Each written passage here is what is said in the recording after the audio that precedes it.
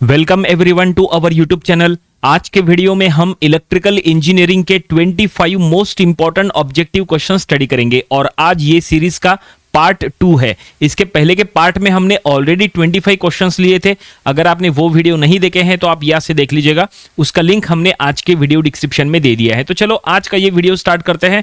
आज हमें electrical engineering के 25 ऑब्जेक्टिव क्वेश्चंस कवर करना है और ये जो भी आज के क्वेश्चंस हैं वो आने वाले दिनों में जो आप कॉम्पिटिटिव एग्जाम्स फेस करने वाले हैं इंजीनियरिंग से रिलेटेड, चाहे वो देखो गेट की एग्जाम हो या यूपीएससी इंजीनियरिंग सर्विसेज की एग्जाम्स हो या और कोई अदर एग्जाम्स हो, वहां पे आपको ये जरूर हेल्प करेगा। तो चलो आज का वीडियो स्टार्ट करते हैं। टोटल 25 क्वेश्चंस कवर करना है तो वीडियो उसके वजह से थोड़ा लंबा हो सकता है। पूरा वीडियो देखिएगा, हर एक क्वेश्चन को प्रॉपर्ली उसके आंसर जो है आपको समझना बहुत जरूरी है। तो चलो स्टार्ट करते हैं और आज का फर्स्ट ऑब्जेक्टिव क्वेश्चन आपके सामने है। देखो टोटल 25 क्वेश्चन है। एक मिनट, यहाँ पे हम पेन सिलेक्ट कर लेते हैं। यस बिल्कुल।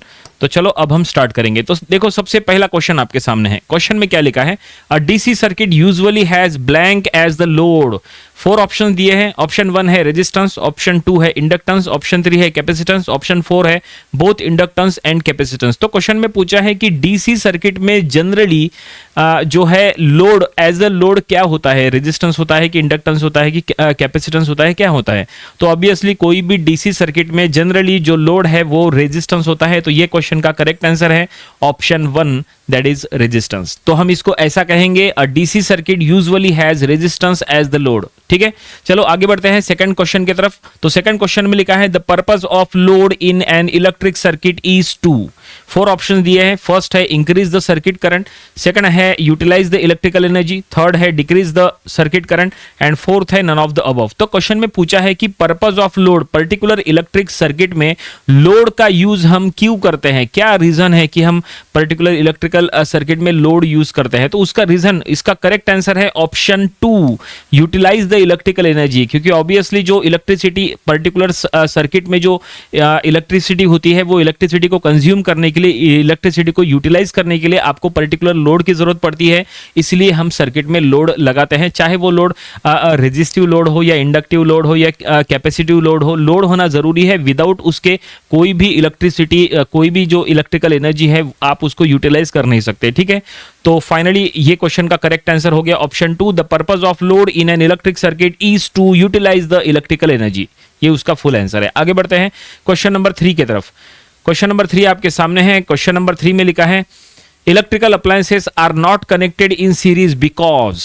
तो देखो यहाँ पे 4 ऑप्शंस है। Option 1 series circuit is complicated, option 2 power loss is more, option 3 appliances have different current rating, option 4 none of the above. आपने देखा होगा अक्सर जो हमारे घर में जो इलेक्ट्रिकल जितने भी इक्विपमेंट्स होते हैं वो पैरेलली कनेक्ट करते हैं, सीरीज में कनेक्ट नहीं करते। क्यों नहीं करते सीरीज में कनेक्ट, क्या रीजन है? तो यहाँ पे वही पूछा है। तो सीरीज में इसलिए कनेक्ट नहीं, आपने देखा होगा आप अपने घर में जो इलेक्ट्रिकल अप्लायंसेस होते हैं, कोई 2 पिन प्लग वाले होते हैं, कोई 3 पिन प्लग वाले होते हैं, है ना। किसी का वैटेज जो है वो कम होता है, किसी का वैटेज ज्यादा होता है।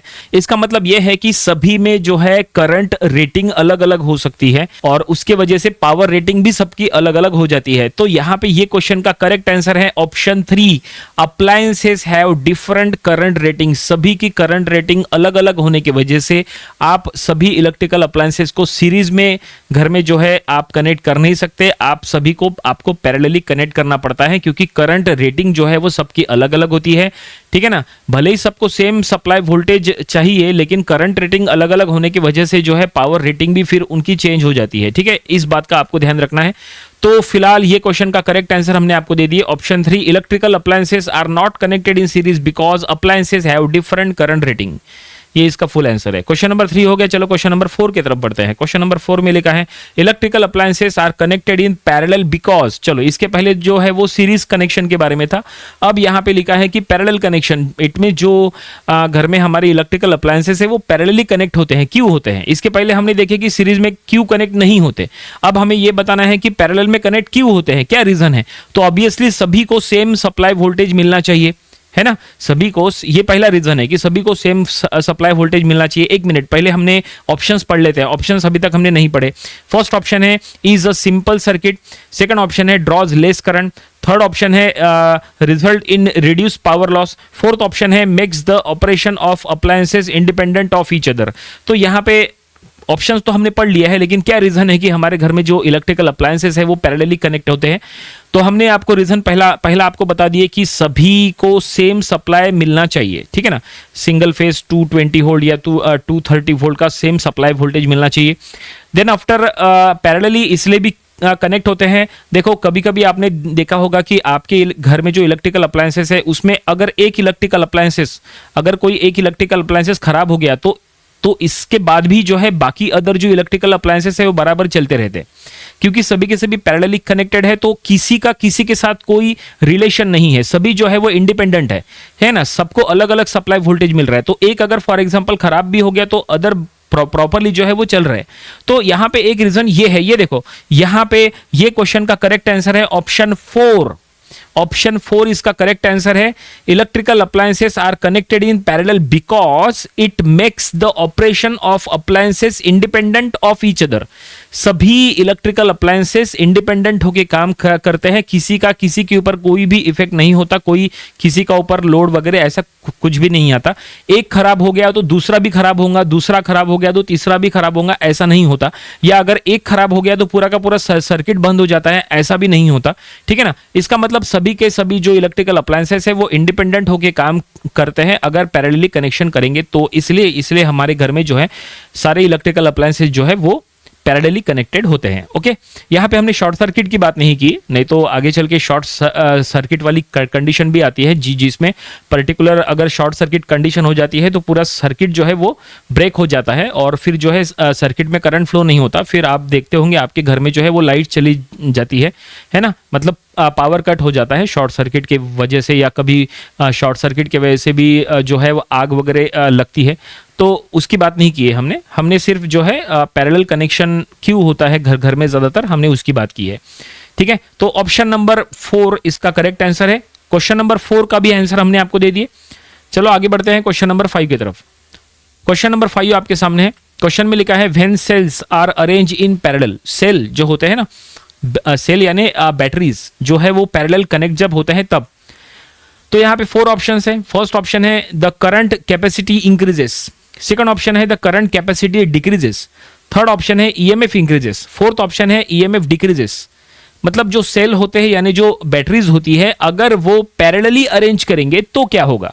तो ऑब्वियसली जब आप पर्टिकुलर सेल्स को पैरेलली अरेंज करेंगे तो करंट कैपेसिटी जो है उनकी इंक्रीज हो जाती है, उनकी जो करंट कैपेसिटी रहती है ना वो इंक्रीज होती है, इसलिए पैरेलली कनेक्ट करते हैं सेल को। तो हम इसको कहेंगे when cells are arrange in parallel the current capacity increases. Okay, तो क्वेश्चन नंबर 5 हो गया। चलो क्वेश्चन नंबर 6 की तरफ चलते हैं।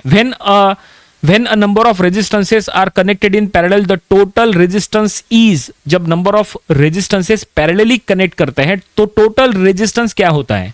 तो यहां पे 4 ऑप्शन दिया है। Greater than the smallest resistance, greater than the smallest resistance. Option 2 है between the smallest and greatest resistance. Option 3 है less than the smallest resistance. Option 4 है नन ऑफ द अबव। ये जनरली आपने देखा होगा इलेक्ट्रिकल सर्किट के जो problems होते हैं जिसमें सीरीज पैरेलल कनेक्शंस के जो प्रॉब्लम्स होते हैं उसमें आपने ये पढ़ा होगा। हम आपको फिर भी बता देते हैं कि नंबर ऑफ रेजिस्टेंसेस अभी फिलहाल पैरेलल का बताया है, हम आपको पैरेलल सीरीज दोनों का बता देते हैं। जब नंबर ऑफ रेजिस्टेंसेस सीरीज में होते हैं ना तो उनको सीरीज में अगर है तो रेजिस्टेंसेस का वैल्यू जस्ट ऐड करना होता है। ऐड करने से क्या होता है कि टोटल रेजिस्टेंस एक साथ जो है वो बढ़ जाता है, जबकि रेजिस्टेंसेस अगर पैरेलल कनेक्ट करेंगे तो जो टोटल रेजिस्टेंस है वो कम हो जाता है। लेकिन कितना कम होता है, तो वो less than the smallest resistance, मतलब जो 4 रेजिस्टेंसेस अगर मान लो पैरेलल में, 4 पैरेलल में, 4 में से अगर एक वैल्यू कोई अगर स्मॉलेस्ट है तो वो स्मॉलेस्ट वैल्यू से भी कम आता है टोटल रेजिस्टेंस। वैसे ही अगर 3 रेजिस्टेंसेस पैरेलल में है, अगर एक का वैल्यू अगर कोई स्मॉलेस्ट है ना, तो जो टोटल रेजिस्टेंस निकलेगा वो एक जो स्मॉलेस्ट है ना उससे भी कम निकलेगा। तो आपको ये बात ध्यान में रखनी है। तो हम इसको ऐसा कहेंगे when a number of resistances are connected in parallel the total resistance is less than the smallest resistance. Smallest resistance से भी कम आता है टोटल रेजिस्टेंस जब भी रेजिस्टेंस पैरेलल में कनेक्ट करेंगे तो ये हो गया क्वेश्चन नंबर 6। चलो आगे बढ़ते हैं क्वेश्चन नंबर 7 की तरफ। तो क्वेश्चन नंबर 7 आपके सामने आ रहा है। देखो एक प्रॉब्लम टाइप यहां पे दिया है क्वेश्चन और इसके 4 ऑप्शंस है। क्वेश्चन में लिखा है एक सर्किट डायग्राम दिया है, ये सबसे इंपॉर्टेंट है, एग्जाम में सर्किट डायग्राम वाले भी क्वेश्चंस आते हैं तो उसकी तरफ आपको ध्यान देना है। If a DC supply of 180 volt is connected across the terminal A be in figure 2.20, ये देखो ये फिगर में जो बोल रहा है उसके according, then the current in 6 ohm resistor will be, 4 option दिए हैं, ऑप्शन 1 है 10 एम्पियर, सॉरी 10 एम्पियर, ऑप्शन 2 है 5 एम्पियर, ऑप्शन 3 है 12 एम्पियर, ऑप्शन 4 है 6 एम्पियर। तो क्वेश्चन बहुत ही सिंपल है। क्वेश्चन में ये पूछा है कि सर्किट जो दिया है उसके ये सर्किट के अक्रॉस अगर इधर 180 वोल्ट का अगर सप्लाई वोल्टेज देंगे, इट मींस यहाँ पे अगर 180 वोल्ट का अगर सप्लाई वोल्टेज देंगे यहाँ पे, तो उसका कहना है कि यहाँ पे 6 ओम में से कितना करंट फ्लो होगा। ये 6 ओम है ना, ये 6 ओम में से कितना करंट फ्लो होगा, तो ये बताना बहुत आसान है। देखो कैसे बताते हैं। सबसे पहले सर्किट की तरफ ध्यान दो। अगर आप प्रॉपर्ली चेक करेंगे तो ये दोनों सीरीज में है, 12 ओम एंड 6 ओम, है ना। आप कहोगे कि सर ये ट्रायंगल है मतलब ये डेल्टा है, नहीं, ट्रायंगल मतलब डेल्टा नहीं होता। प्रॉपर्ली चेक करो, ये सीरीज में है, 12 ओम 6 ओम सीरीज में हो तो 12 और 6 का सीरीज हो जाएगा 18 ओम, ठीक है। और यहाँ का 18 ओम ये वाले 18 ओम के साथ पैरेलल में आएगा, तो 18 और 18 का पैरेलल हो जाएगा 9 ओम। हमने आपको इसके पहले के इलेक्ट्रिकल के जो सीरीज पैरेलल वाले वीडियोस है उसमें हमने बताए थे कि अगर दो सेम रेजिस्टेंसेस पैरेलल में हो तो उसका रिजल्टेंट हमेशा उसका हाफ हो जाता है। यहाँ पे 18 है, इसके पैरेलल में भी 18 आएगा, 18 का पैरेलल उसका हाफ आंसर हो जाएगा 9 ओम। हमेशा ध्यान में रखो, ये दिमाग में फिट करो, जब कभी भी दो सेम रेजिस्टेंसेस पैरेलल में होते हैं तो उसका टोटल, उसका इक्विवेलेंट हमेशा उसका हाफ हो जाता है। तो 18 और 18 का पैरेलल का हाफ उसका हो जाएगा 9 ओम। तो फाइनली ये सर्किट का टोटल रेजिस्टेंस हो जाएगा 9 ओम। तो टोटल वोल्टेज है 180 वोल्ट, तो 180 को अगर आप 9 से डिवाइड करेंगे तो आएगा 20 एम्पियर। ये करंट आई फाइंड आउट किए हमने। करंट आई फाइंड आउट करने के लिए total voltage by total resistance, देखो total voltage 180 volt, total resistance 9 ohm, 180 by 9 करेंगे तो 20 एम्पियर। इसका मतलब यह है कि 180 वोल्ट के वजह से यहाँ पे 20 एम्पियर का करंट फ्लो हो रहा है। अगर यहाँ से 20 एम्पियर फ्लो हो रहा है तो 20 एम्पियर यहाँ पे जो नोड है यहाँ पे डिवाइड हो जाएगा, कुछ इधर जाएगा कुछ इधर जाएगा, लेकिन कितना जाएगा तो वो आपको फाइंड आउट करने की आपको जरूरत नहीं है, ये बहुत आसान है। आप ऐसे ही समझ सकते हैं कि यहाँ पे कितना कितना करंट जो है वो डिवाइड होगा। तो ऑब्वियसली इधर 10 एम्पियर का करंट फ्लो होगा और इधर भी 10 एम्पियर का करंट फ्लो होगा। क्यों? क्योंकि इधर 18 ओम है और इधर भी 18 ओम है, मतलब जो करंट है वो इक्वली डिस्ट्रीब्यूट होगा, इक्वली। इधर 18 है तो उधर भी उतना ही करंट जाएगा, इधर भी उतना ही करंट जाएगा, है ना। तो 20 जो है वो इक्वली डिस्ट्रीब्यूट हो रहा है, तो इधर गया 10, इधर गया 10, फिर ये 10 एम्पियर इधर आएगा, फिर ये वाला 10 एम्पियर यहां से फ्लो होके इधर आएगा, दोनों 10-10 यहां पे मिल जाएंगे। देखो दोनों 10-10 यहां पे आएंगे, दोनों 10-10 यहां पे मिलके फिर यहां पे 20 एम्पियर फ्लो होगा, इस तरह से। इसका मतलब यह है क्वेश्चन में जो पूछा है कि क्वेश्चन में पूछा है find the current flowing through 6 ohm resistance, तो 6 ओम में से कितना करंट फ्लो हो रहा है, 10 एम्पियर का करंट फ्लो हो रहा है। तो ये क्वेश्चन का करेक्ट आंसर है ऑप्शन 1, 10 एम्पियर। ठीक है, ओके। चलो आगे बढ़ते हैं, क्वेश्चन नंबर 7 हो गया। क्वेश्चन नंबर 8 की तरफ चलते हैं। क्वेश्चन नंबर 8, ये इमेज बहुत बड़ा है, इसको छोटा कर लेते हैं। क्वेश्चन नंबर 8 आपके सामने, 8 और 9 दोनों आपके सामने। चलो देखो क्वेश्चन नंबर 8 में क्या लिखा है। क्वेश्चन नंबर 8 में लिखा है when the internal resistance of a cell is large as compared to external resistance, then high current is obtained by grouping the cell in 4 option दिए हैं। Option 1 series, option 2 parallel, option 3 series parallel, option 4 all 3 can be used. तो ये question में पूछा है कि अगर कोई सेल का इंटरनल रेजिस्टेंस अगर ज्यादा हो जाए एक्सटर्नल रेजिस्टेंस से, देखो क्या लिखा है, when the internal resistance of cell is large as compare to the external resistance, cell का इंटरनल रेजिस्टेंस एक्सटर्नल रेजिस्टेंस से अगर ज्यादा हो जाए तो हाई करंट इज ऑब्टेन्ड। अगर आपको हाई करंट चाहिए पर्टिकुलर सेल से तो आपको सेल को किस तरह से अरेंज करना पड़ेगा। High current is obtained by grouping the cell in, क्या आपको सेल को सीरीज में ज्वाइन करना पड़ेगा या पैरेलली कनेक्ट करना पड़ेगा, क्या करना पड़ेगा आपको, या आपको सीरीज पैरेलल कनेक्शन करना चाहिए सेल का ताकि आपको हाई करंट मिल जाए। तो इसका आंसर हमने ऑलरेडी थोड़ी देर पहले दिए थे। देखो इसके पहले जो ऑब्जेक्टिव क्वेश्चन नंबर 5 था, आप देख सकते हैं, देखो ऑब्जेक्टिव क्वेश्चन नंबर 5 में हमने आपको बताए थे when cells are arrange in parallel, cell को जब पैरेलल में अरेंज किया जाता है तो उसकी करंट कैपेसिटी इंक्रीज हो जाती है। इसका मतलब पर्टिकुलर सेल की करंट कैपेसिटी इंक्रीज करने के लिए सेल्स को पैरेलली कनेक्ट करना बहुत जरूरी है। तो ये क्वेश्चन का करेक्ट आंसर जो है आप देख सकते हैं यहाँ पे पैरेलल कनेक्शन करना जरूरी है। तो ये देखिए कहां पे लिखा है पैरेलल, ऑप्शन 2 में। तो ये क्वेश्चन का करेक्ट आंसर है ऑप्शन 2 पैरेलल। तो ये बात आप ध्यान में रखो कि अगर आपको सेल्स की करंट कैपेसिटी इंक्रीज करनी है तो सेल्स को पैरेलली अरेंज करना बहुत ज्यादा जरूरी है। तो ये क्वेश्चन का करेक्ट आंसर, क्वेश्चन नंबर 8 का आंसर हमने आपको दे दिया कि सेल्स को जब आप पैरेलली कनेक्ट करेंगे तो उसकी करंट कैपेसिटी इंक्रीज हो जाएंगी, हाई करंट आपको मिलेगा उसके थ्रू। ठीक है, क्वेश्चन नंबर 8 हो गया। चलो आगे बढ़ते हैं क्वेश्चन नंबर 9 की तरफ। क्वेश्चन नंबर 9 आपके सामने है, ये देखो क्वेश्चन में लिखा है the EMF of a cell depends upon, particular cell का जो ईएमएफ है, ईएमएफ यानी इलेक्ट्रोमोटिव फोर्स, पर्टिकुलर सेल का जो ईएमएफ है वो किसके ऊपर डिपेंड करता है। 4 ऑप्शंस यहां दिए हैं। Option 1 internal resistance, option 2 external resistance, option 3 electrolyte and electrodes of the cell, option 4 none of these factors. तो पर्टिकुलर सेल की अगर ईएमएफ की अगर बात करें तो सेल की ईएमएफ डिपेंड करती है जो है option 3 electrolyte and electrodes of the cell. Particular cell में जो इलेक्ट्रोलाइट यूज होता है, पर्टिकुलर सेल के जो इलेक्ट्रोड्स होते हैं उसके ऊपर डिपेंड करता है और उसी से आपको पता चलता है पर्टिकुलर सेल का ईएमएफ कितना है। तो ये क्वेश्चन का correct answer, EMF of a cell depends upon electrolyte and electrodes of the cell, option 3 इसका करेक्ट आंसर है। सो 9 क्वेश्चंस के हमने आपको आंसर दे दिए। चलो आगे बढ़ते हैं क्वेश्चन नंबर 10 की तरफ। क्वेश्चन नंबर 10, क्वेश्चन नंबर इसको थोड़ा सा बड़ा कर लेते हैं। Question number 10, so question number 10 में देखो क्या लिखा है। Question at 0 degree kelvin germanium behaves as, first option दिया है कंडक्टर, सेकंड ऑप्शन दिया है एन इंसुलेटर, थर्ड ऑप्शन दिया है a super conductor, fourth option दिया है अ फेरोमैग्नेटिक सब्सटेंस। तो क्वेश्चन में पूछा है कि क्वेश्चन में जर्मेनियम के बारे में पूछा है और यह लिखा है कि 0 डिग्री केल्विन पे जर्मेनियम कैसे बिहेव करता है। तो जर्मेनियम जो है at 0 degree kelvin as the insulator behave करता है। तो यह क्वेश्चन का करेक्ट आंसर है ऑप्शन 2 एन इंसुलेटर। इंसुलेटर क्या होता है? इंसुलेटर वो मटेरियल होता है जिसमें से करंट फ्लो नहीं होता है, विच is the bad conductor of electricity. तो यहां पे हमारे 10 ऑब्जेक्टिव क्वेश्चंस पूरे हो गए हैं। देखो अब इसके बाद 11 से आगे बढ़ेंगे। हमें टोटल 25 ऑब्जेक्टिव क्वेश्चंस कवर करना है, 15 क्वेश्चंस और बाकी है। आई होप अभी तक के 10 क्वेश्चन और उनके आंसर्स आपको समझ में आ गए होंगे। आपको 1-2 क्वेश्चंस का आंसर खुद भी देना है। देखो एक क्वेश्चन हम आपको करते हैं, उसका आंसर आपको खुद देना है, वो है, चलो क्वेश्चन नंबर 11 का आंसर दे दो। क्वेश्चन नंबर 11 जो है वो आप लोगों के लिए होमवर्क रहेगा।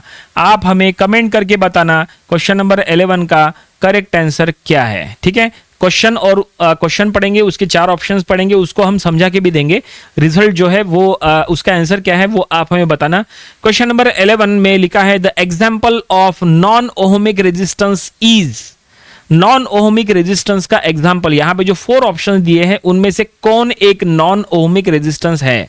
ऑप्शन नंबर 1 है कॉपर वायर, ऑप्शन नंबर 2 है कार्बन रेजिस्टेंस, ऑप्शन नंबर 3 है एल्यूमिनियम वायर, ऑप्शन नंबर 4 है टंगस्टन वायर। सबसे पहले तो आपको यह बताते हैं कि नॉन ओहमिक रेजिस्टेंस क्या होता है।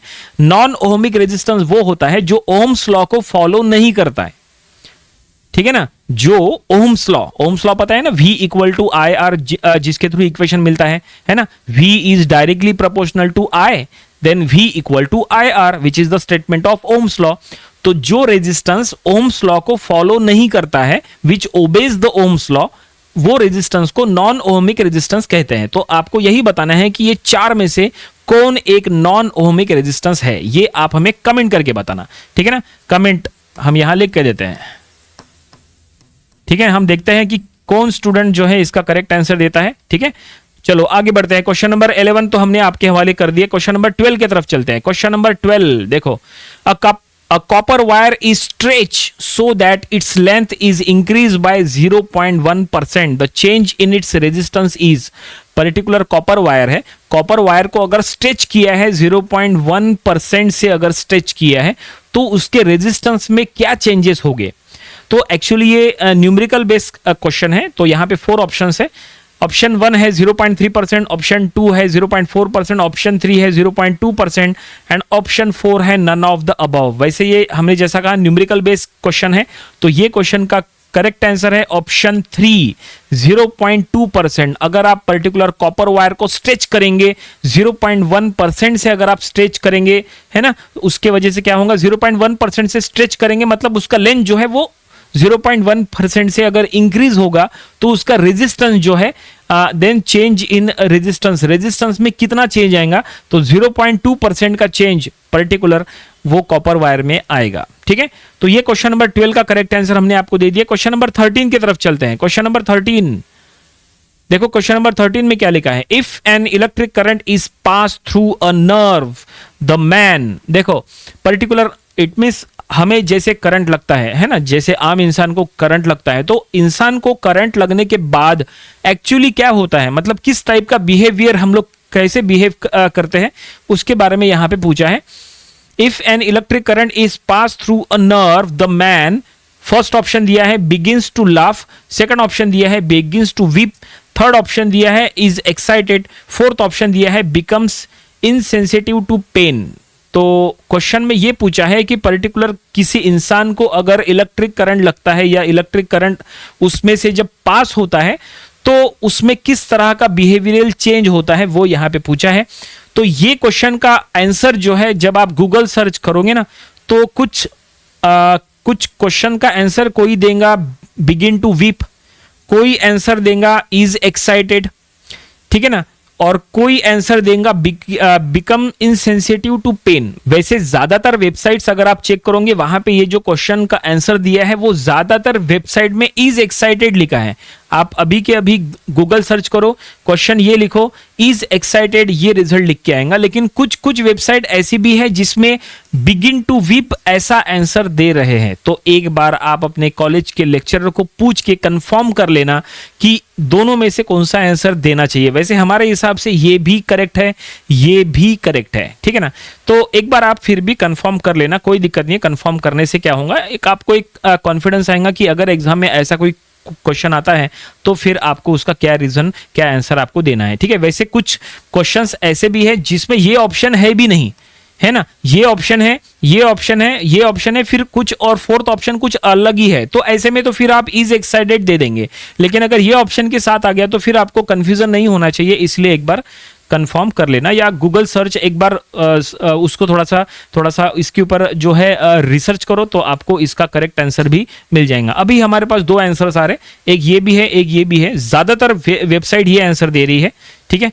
तो आप जैसे है कंफर्म कर लेना। ओके, आगे चलते हैं। क्वेश्चन नंबर 13 हो गया, क्वेश्चन नंबर 14 के तरफ चलते हैं। अब यहां पे भी एक बहुत बड़ा कंफ्यूजन नंबर ऑफ स्टूडेंट्स को हो सकता है। क्वेश्चन नंबर 14, क्वेश्चन में लिखा है which one of the following is the best conductor of electricity. चार ऑप्शन दिए हैं, ये चार में से कौन इलेक्ट्रिसिटी का बेस्ट कंडक्टर है। कंडक्टर क्या होता है, कंडक्टर वो मटेरियल होता है जिसमें से करंट इजीली फ्लो होता है। ऐसे मटेरियल की कंडक्टिविटी ज्यादा होती है।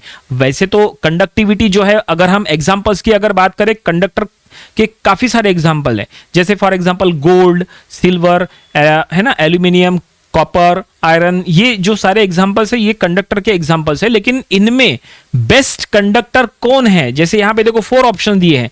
फर्स्ट है सिल्वर, सेकंड है गोल्ड, थर्ड है कॉपर, फोर्थ है जिंक। यहां पे इनमें कौन बेस्ट कंडक्टर है। तो अब ऑब्वियसली सिल्वर और गोल्ड सामने आ गए तो कॉपर और जिंक के बारे में तो छोड़ ही दो। आप बिल्कुल मत सोचो कि कॉपर क्या है, जिंक क्या है, क्योंकि बेस्ट कंडक्टिविटी गोल्ड और सिल्वर की ही होती है।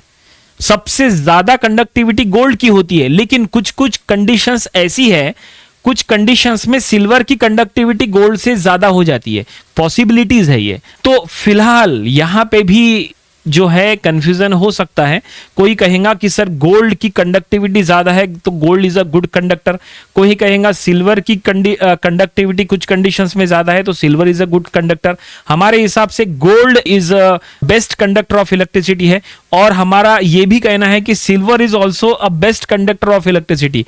दोनों के दोनों बेस्ट कंडक्टर हैं, ठीक है ना। सबसे ज्यादा कंडक्टिविटी वैसे गोल्ड की ही होती है, ये सबसे ज्यादा कंडक्टिविटी की बात कर रहे हैं। उसके बाद सिल्वर और उसके बाद एल्यूमिनियम, कॉपर वगैरह उसके नीचे आते हैं, ठीक है। लेकिन जब आप गूगल सर्च करोगे, हमने जब ये वीडियो के पहले हमने गूगल सर्च किए, गूगल में चेक किए, तो हमें पता चला कि कुछ वेबसाइट में सिल्वर लिखा हुआ है, कुछ वेबसाइट में गोल्ड लिखा हुआ है करेक्ट आंसर।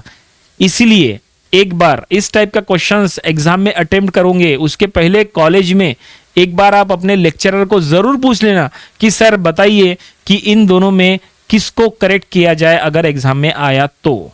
और आप गूगल सर्च भी कर लेना, आपको पता चलेगा कुछ जगह ये आंसर दे रहे, कुछ जगह ये आंसर दे रहे। ठीक है, तो एक बार आप जरूर चेक कर लेना और आप हमें कमेंट करके जरूर बताना कि आपको आपके लेक्चरर ने क्या बताया है। अगर आप हमें पर्सनली पूछोगे कि ये क्वेश्चन का करेक्ट आंसर क्या है तो हम बताएंगे गोल्ड। ठीक है, आगे बढ़े, चलो क्वेश्चन नंबर 14 हो गया, क्वेश्चन नंबर 15 की तरफ चलते हैं। क्वेश्चन नंबर 15, 16, 17 तीन क्वेश्चंस आपके सामने हैं। चलो आगे बढ़ते हैं। क्वेश्चन नंबर 15 का लिखा है question, the SI unit of conductivity. Conductivity का एसआई यूनिट क्या है, ये तो ज्यादातर स्टूडेंट्स को पता ही होता है।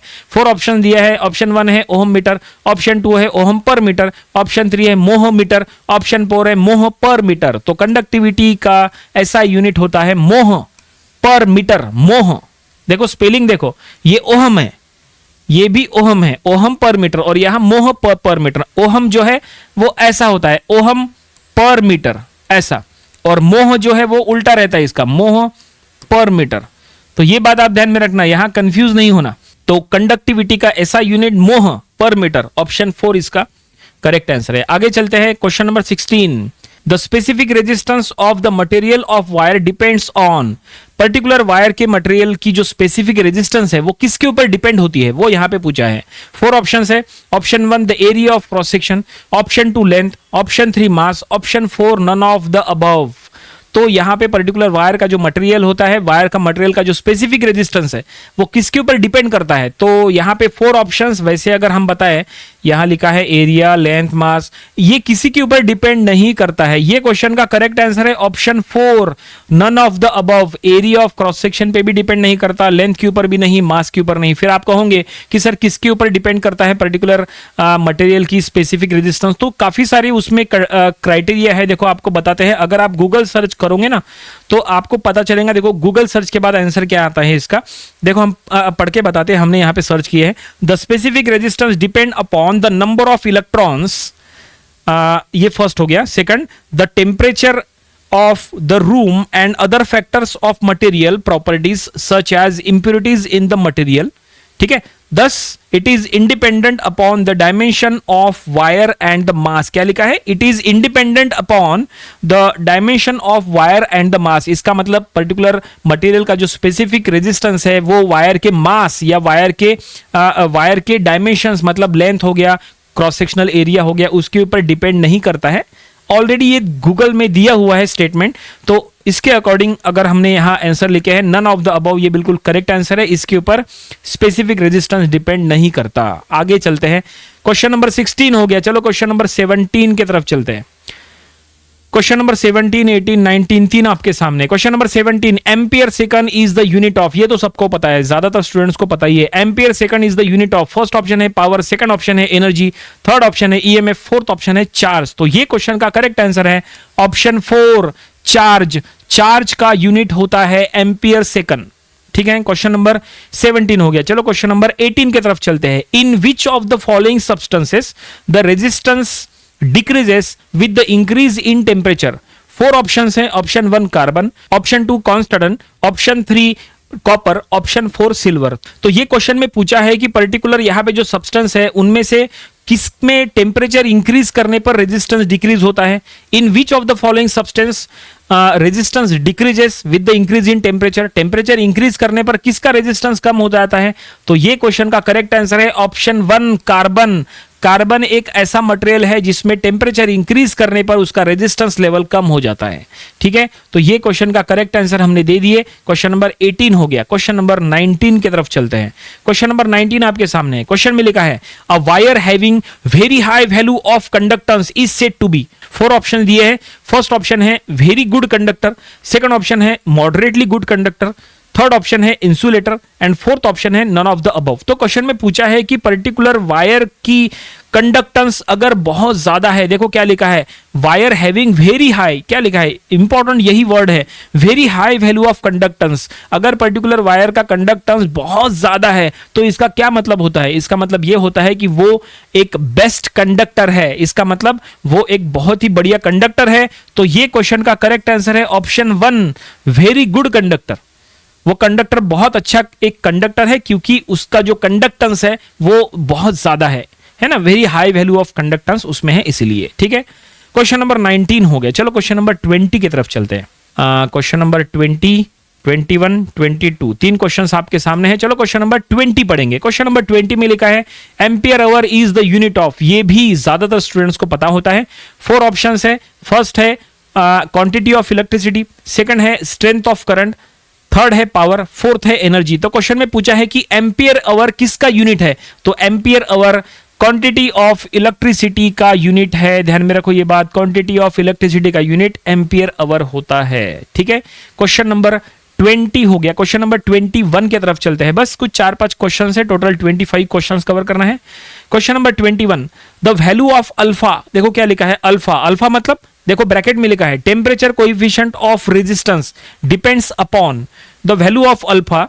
देखो किसके ऊपर डिपेंड करता है, यहां पे 4 ऑप्शंस है। फर्स्ट ऑप्शन दिया है length of material, second option दिया है x sectional area of material. देखो एक्स सेक्शनल एरिया यानी ही क्रॉस सेक्शनल एरिया, क्योंकि क्रॉस यानी ऐसा होता है ना, तो यहां पे जानबूझ के ऐसा दिया है ताकि कंफ्यूज किया जा सके।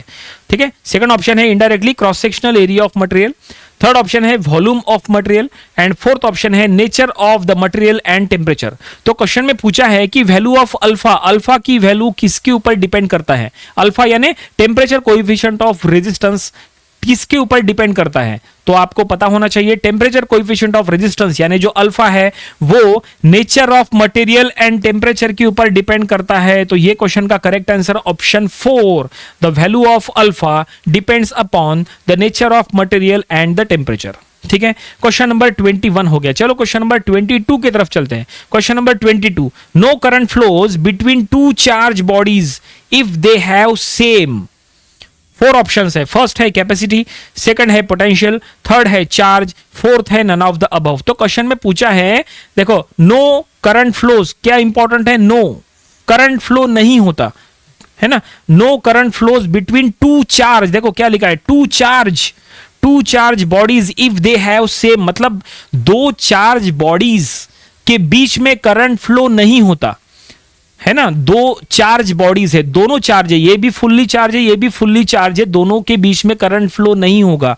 तो दोनों में क्या सेम हो गया, क्या वो दोनों में कैपेसिटी सेम है चार्ज की, क्या वो दोनों का पोटेंशियल सेम है, क्या वो दोनों का चार्ज सेम है, क्या है। तो ये क्वेश्चन का करेक्ट आंसर है ऑप्शन 2 पोटेंशियल। दोनों में पोटेंशियल बिल्कुल सेम रहता है, दोनों का पोटेंशियल सेम है। पोटेंशियल सेम होने की वजह से करंट फ्लो नहीं होता। वैसे भी आपको पता होगा कि करंट फ्लो होने के लिए डिफरेंस होना बहुत जरूरी है, जैसे पोटेंशियल का डिफरेंस, वोल्टेज का डिफरेंस है ना। तो वोल्टेज का अगर डिफरेंस है, पोटेंशियल का अगर डिफरेंस है, तो ही तो करंट फ्लो होगा ना। Current always flows from higher potential to the lower potential, ये हम जो बोलते हैं ना वो इसीलिए बोलते हैं कि करंट फ्लो होने के लिए डिफरेंस होना चाहिए। यहां पे तो बोला है ना, यहां पे सेम, यहां पे क्या बोला है, व्हेन दे हैव सेम, दोनों बॉडीज फुल्ली चार्ज है, दोनों में सेम पोटेंशियल है, तो दोनों में करंट फ्लो नहीं होगा। ठीक है, क्वेश्चन नंबर 22 हो गया। चलो आगे बढ़ते हैं। क्वेश्चन नंबर 23, 24 आपके सामने देखो नीचे है, थोड़ा सा बड़ा कर लेते हैं। 23, 24 नीचे में, ये देखो क्वेश्चन नंबर 23। क्वेश्चन में लिखा है the resistance of human body is about, 4 options है। Option 1 200 ohm, option 2 10 ohm, option 3 1000 ohm, option 4 25 ohm. Maximum students को इसका आंसर पता होता है। ह्यूमन बॉडी का जो रेजिस्टेंस है वो जनरली कितना होता है, तो वो होता है 1 के ओहम, यानी 1 किलो ओहम, यानी 1000 ओहम। तो ये क्वेश्चन का करेक्ट आंसर है ऑप्शन 3 1000 ओहम, यानी ही 1 के ओहम। एग्जाम में 1000 ओहम नहीं लिखा होगा तो 1 के ओहम ऐसा लिखा होगा, 1 के ओहम, के यानी किलो, 1 किलो ओहम, तो भी आपको वही बताना है। ठीक है, क्वेश्चन नंबर 23 हो गया। चलो question number 24, second last question आज के वीडियो का। Question number 24, the filament of an electric bulb is made up of. First option है टंगस्टन, सेकंड ऑप्शन है निकेल, थर्ड ऑप्शन है स्टील, फोर्थ ऑप्शन है एल्यूमिनियम। पर्टिकुलर इलेक्ट्रिक बल्ब का जो filament होता है, इलेक्ट्रिक बल्ब करंट जब उसमें से पास होता है तो वो फिलामेंट ग्लो करता है ना, फिलामेंट ग्लो होता है तो बल्ब ग्लो होता है। तो वो फिलामेंट किस मटेरियल का बना होता है, the filament of electric bulb is made up of, वो फिलामेंट टंगस्टन मटेरियल का बना होता है। तो ये क्वेश्चन का करेक्ट आंसर ऑप्शन 1 टंगस्टन। ठीक है, the filament of an electric bulb is made up of tungsten. Question number 24 हो गया। चलो अब लास्ट क्वेश्चन की तरफ चलते हैं। क्वेश्चन नंबर 25, क्वेश्चन नंबर, एक मिनट, यहां तो 24 क्वेश्चन ही है, एक क्वेश्चन कहां गया। चलो एक क्वेश्चन जो मिस हो गया वो भी हम आपको बताते हैं। यहां पे आते हैं क्वेश्चन नंबर 25 की तरफ। ये देखिए, ये क्वेश्चन नंबर 25 यहां पे है, वो पीडीएफ में नहीं था, यहां पे क्वेश्चन नंबर 25 आप देख सकते हैं। क्वेश्चन पढ़ेंगे, देखो क्वेश्चन में क्या लिखा है। Question number 25, voltage drop across 14.5 ohm register in the figure 2.18 is. देखो ये फिगर में आप देख सकते हैं, ये फिगर में ये पर्टिकुलर जो, एक मिनट पेन ले लेते हैं, ये पर्टिकुलर 14.5 ओहम का जो ये रजिस्टर है, इसके अक्रॉस का वोल्टेज ड्रॉप क्या होगा वो यहां पे पूछा है। 4 ऑप्शन दिए हैं। फर्स्ट है 29 वोल्ट, सेकंड है 30.5 वोल्ट, थर्ड है 14 वोल्ट एंड फोर्थ है 18 वोल्ट। चलो पता करते हैं इसके अक्रॉस का वोल्टेज ड्रॉप। वोल्टेज ड्रॉप पता करना बहुत आसान है। अगर आपको इसके अक्रॉस का वोल्टेज ड्रॉप पता करना है तो इसमें से फ्लो होने वाला करंट बस पता करो। अगर इसमें से फ्लो होने वाला करंट पता चल गया तो पूरी कहानी समझ में आ जाएगी। तो करंट पता है कि आपको टोटल करंट नहीं पता। अगर टोटल करंट नहीं पता तो फाइंड आउट करो। टोटल करंट फाइंड आउट करने के लिए total voltage by total resistance करना होता है। टोटल वोल्टेज यहां दिया हुआ है, देखो 200 वोल्ट। टोटल रेजिस्टेंस बस फाइंड आउट कर लो। टोटल रेजिस्टेंस अगर फाइंड आउट करना है तो ये तीनों सीरीज में है, तीनों को ऐड करो। 14.5 25.5 तो ये हो जाएगा कितना, ये 25 35 40, ये 40 और ये 60, मतलब ये हो गया पूरा 100 ओहम का total resistance. 100 ohm total resistance है, 100 ओहम, ठीक है। टोटल वोल्टेज है 200 वोल्ट, ठीक है। ये रेजिस्टेंस हो गया, ये वोल्टेज हो गया। तो करंट फाइंड आउट करने के लिए फार्मूला होता है current I equal to V by R by Ohm's law. So 200 by 100 कर लो तो 200 बाय 100 हो जाएगा, दैट इज 2 एम्पियर। ये टोटल करंट फ्लो होगा थ्रू आउट द सर्किट। यहां से 2 एम्पियर का करंट फ्लो होगा। और अगर ये 2 एम्पियर इसमें से फ्लो हो रहा है 14.5 में से, तो इसके अक्रॉस का वोल्टेज फाइंड आउट करने के लिए formula V equal to IR। So इसमें से फ्लो हो रहा है 2 इंटू 14.5, सो 14.5 इंटू 2 कर लो तो ये हो जाएगा 29 वोल्ट। तो फाइनली ये क्वेश्चन का करेक्ट आंसर क्या हो गया, 29 वोल्ट। ऑप्शन में है क्या, यस बिल्कुल है। क्वेश्चन नंबर ये 25 का आंसर है, क्वेश्चन नंबर 25, और इसका आंसर है 29 वोल्ट। ये जो 14.5 ओम का रेजिस्टेंस है, इसके अक्रॉस का वोल्टेज ड्रॉप, इसके अक्रॉस का वोल्टेज है 29 वोल्ट। और ये क्वेश्चन का आंसर भी हमने आपको दे दिए। तो फाइनली आज के वीडियो में हमें 25 इलेक्ट्रिकल ऑब्जेक्टिव क्वेश्चन स्टडी करना था, जो यहां पे हमने पूरी तरह से स्टडी कर लिए हैं। हमने एक क्वेश्चन आपको होमवर्क दिया था, क्वेश्चन नंबर 11, जो आपको हमें कमेंट करके बताना है, और वो गोल्ड और सिल्वर वाला जो क्वेश्चन है उसका एक आंसर आप अपने कॉलेज के लेक्चरर को जरूर पूछ के कंफर्म कर लेना। और फाइनली एग्जाम में जब आप अटेम्प्ट करोगे तो उसी के अकॉर्डिंग उसको अटेम्प्ट करना। तो आज के वीडियो में फिलहाल इतना ही। ये था आज का 25 इलेक्ट्रिकल ऑब्जेक्टिव क्वेश्चंस का वीडियो नंबर 2 यानी पार्ट 2। इसके पहले के वीडियो में जो हमने 25 क्वेश्चंस लिए थे वो भी आप स्टडी कर लीजिए। वो वीडियो का लिंक हमने आज के वीडियो डिस्क्रिप्शन में दे दिया है। तो आज के वीडियो में फिलहाल इतना ही। मिलते हैं अगले वीडियो में, जहां पे हमें इसके और भी नंबर ऑफ क्वेश्चंस कवर करना है। So thanks for watching this video.